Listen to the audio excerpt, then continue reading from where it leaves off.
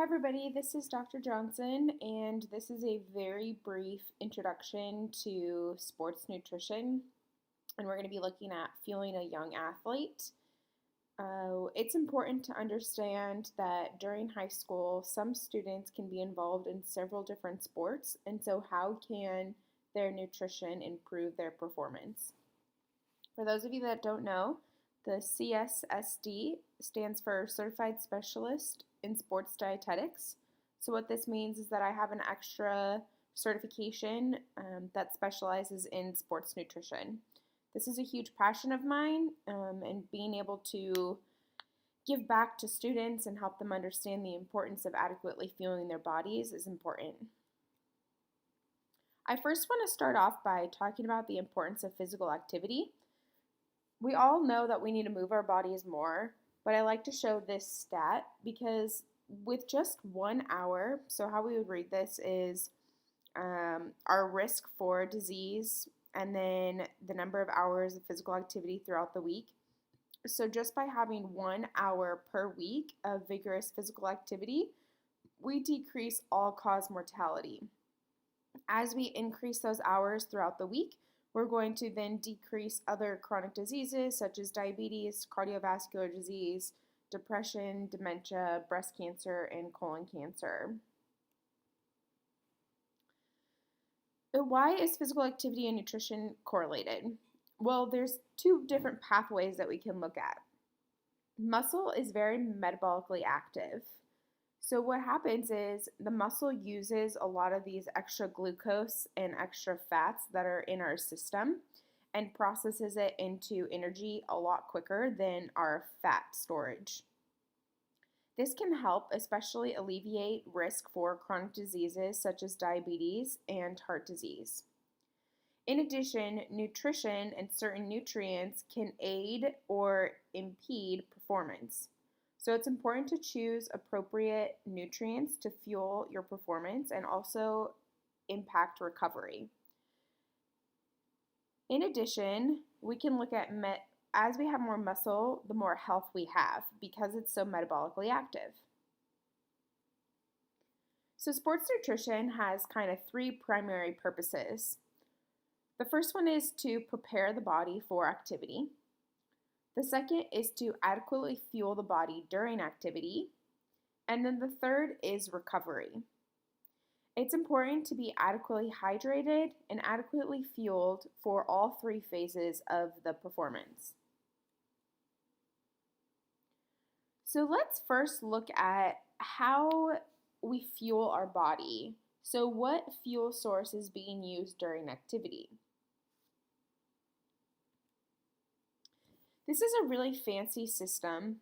Overall, there's basically three energy systems, which goes a little beyond what's necessary for you to know. But we have the phosphagen system, the glycolic system, and the mitochondrial respiration system. Essentially, the easiest way to remember this is how hard your body is breathing.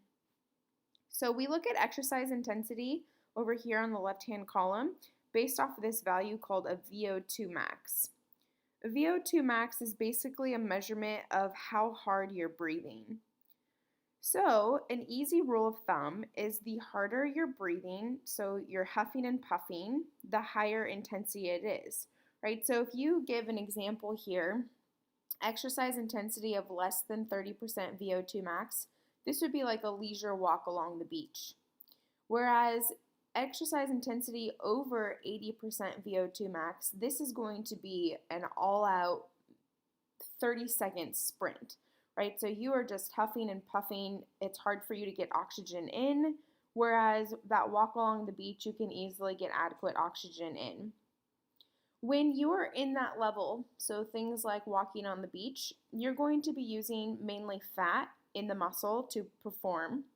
Whereas when you are huffing and puffing and you're sprinting, you're going to be using primarily carbohydrates and as well as this thing called phosphocreatine.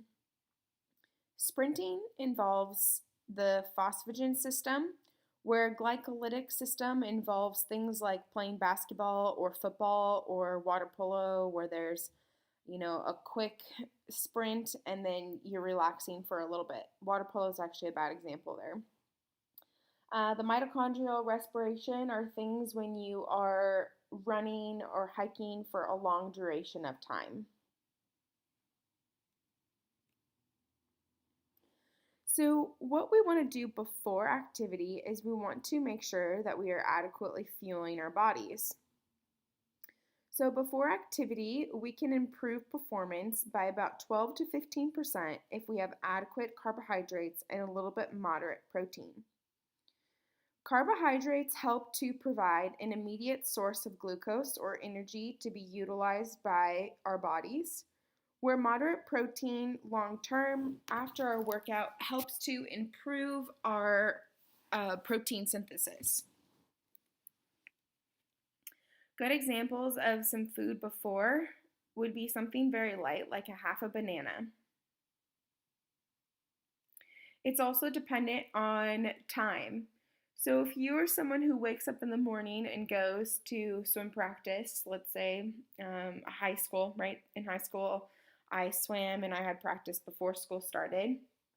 I don't have a lot of time to let my food digest. So therefore, 30 to 60 minutes before my exercise, I just want something really light, like a banana or pretzels, maybe even just a little bit of sports drink. Where if I had practice after school, I would want to have a full meal at lunchtime. So that full meal would be more carbohydrate rich. So you can see this example here would be a sandwich, an apple, and chocolate milk. That's going to make sure that I have enough glucose still in my system after school that I'm able to provide my muscles with that immediate energy source. It is not recommended to have high fat or high fiber foods for at least 2 hours before your activity. The reason for this is because high fat and high fiber foods take longer to digest. When we are exercising, blood is going to our muscles in order to provide the necessary nutrients for muscle contraction. So no blood will be going towards the GI system to help digest those foods. Therefore, that food is going to sit in your stomach kind of like a rock, and it will cause a lot of GI upset, which is kind of like a stomach ache. What about during activity? During activity, fueling the body is going to be dependent on how long you're exercising and as well as the intensity of that activity. Anything less than 45 minutes, focus on hydration, and the only thing is needed is water. There are some misconceptions that we need to have a Gatorade or some type of sports drink during this time frame. However, that is not necessary. When you have higher intensity that's lasting from 45 to 75 minutes, it is suggested to now start incorporating some carbohydrates into the diet. So these are things like Gatorade or even glucose chew. Applesauce is another great one too because it can easily be digested. So this would be during like a halftime game, right? The snacks and everything that comes out. And then if you're doing 2 hours or more, it is recommended to now have more carbohydrates, and they suggest about 30 to 60 grams of carbs per day. So 30 grams is about one medium-sized banana and one handful of raisins. So this is when we're going to need additional carbohydrates coming in because our body now is tapped out of our storage carbohydrate. What about after a workout? After a workout, it's very important to get adequate fuel to recover and help repair the tissue damage. After activity, hydration is important. We lose a lot of electrolytes and everything from our sweat, and so we need to make sure that we can replace that loss. In addition, we need all three macronutrients. Carbohydrates help to replace the glycogen, and glycogen is our backup storage tank of fuel for the next time that we go into an activity. Protein helps repair muscle tissue.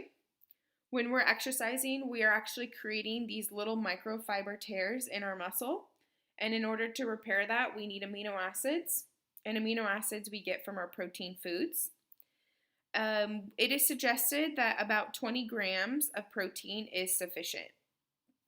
And then finally, we want to focus on unsaturated healthy fats because that can help reduce inflammation. One of the best recovery drinks, according to Nancy Clark, who's one of the most famous sports dietitians, is that chocolate milk is better than any sports drink for recovery. Chocolate milk is also a great option instead of these highly expensive and unregulated protein shakes.